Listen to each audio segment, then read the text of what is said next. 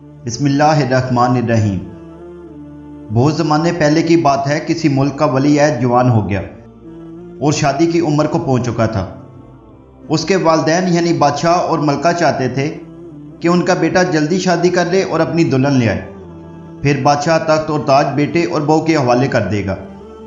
مگر شہزادہ سچ مچ کی شہزادی سے ہی شادی کرنا چاہتا تھا۔ اسے دوسری لڑکیاں پسند نہیں آ رہی تھی۔ بادشاہ نے اپنے دوست بادشاہوں سے بھی کہا، مگر شہزادہ تو کسی اور ہی شہزادی کی تلاش میں تھا۔ پھر وہ دنیا کے سفر پر نکل گیا۔ وہ ہر ملک گیا، مگر اسے کسی بھی ملک میں اپنی پسند کی لڑکی یا کسی ملک کی شہزادی پسند ہی نہیں آئی۔ یوں سمجھیے اس کے دل کو کوئی اچھی ہی نہیں لگی جس کو وہ اپنی دلہن بناتا۔ تھک ہار کر شہزادہ وطن واپس آ گیا۔ اتنی کوششوں کے بعد بھی اس کو اپنی پسند کی دلہن ہی نہیں ملی۔ بادشاہ اور ملکہ بہت فکر مند ہوئے کہ کس طرح ان کا شہزادہ کب اور کس طرح دلہا بن سکے گا، اور وہ اسے اور اس کی دلہن کو اپنا تخت اور تاج سونپ کر خود سکون سے زندگی بسر کر سکیں گے۔ آخر ایک رات جب موسلا دھار بارش ہو رہی تھی اور رات اتنی اندھیری تھی کہ ہاتھ کو ہاتھ نہیں دکھائی دے رہا تھا، بجلی بھی زور زور سے کڑک رہی تھی۔ بس جب بجلی چمکتی تو کچھ روشنی ہو جاتی۔ بادشاہ کے محل سے لے کر رعایا تک سب اپنے اپنے گھروں میں بند تھے۔ اتنے سخت موسم میں کون باہر نکل سکتا تھا؟ ایسے میں شاہی محل کے دروازے پر کسی نے دستک دی۔ محافظوں نے بادشاہ کو اطلاع دی۔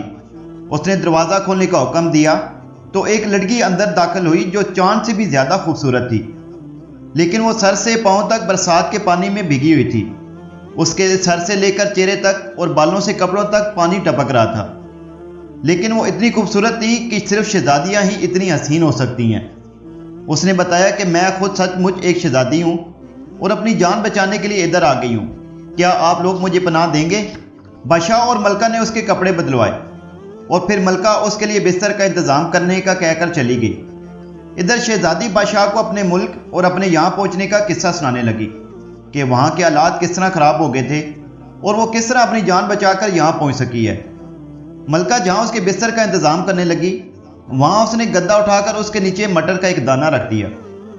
گدا دوبارہ بچھا کر کنیزوں کو حکم دیا کہ اس کے اوپر 20 عدد گدے اور رکھ دو۔ انہوں نے ایسا ہی کیا۔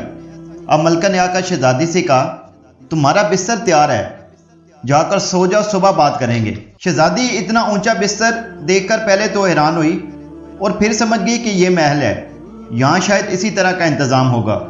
وہ خود بھی تو ایک شہزادی ہی ہے، کوئی عام سی لڑکی تو نہیں۔ اگلی صبح بادشاہ، ملکہ اور شہزادہ ناشتے کی میز پر جمع ہوئے اور شہزادی بھی آ گئی۔ سورج سے بہت پریشان لگ رہی تھی تو ملکہ نے پوچھا، تمہیں رات کو نیند تو اچھی آئی ہوگی؟ شہزادی نے کہا، نہیں ملکہ عالیہ، میں رات بھر نہیں سو سکی۔ معلوم نہیں 20 گدوں کے نیچے کیا تھا جو رات بھر میرے جسم میں چپتا رہا، میں اسی وجہ سے نہیں سو سکی۔ ملکہ نے اٹھ کر اسے گلے لگا لیا کہ بس تم ہی میرے بیٹے کی دلہن بننے کے لائق ہو۔ اس قدر نازک بدن صرف کوئی سچ مچ کی شہزادی کا ہی ہو سکتا ہے۔ تم اب اس ملک کی ملکہ بنو گی۔ پھر شہزادہ اور شہزادی کی بڑی دھوم دھام سے شادی ہو گئی۔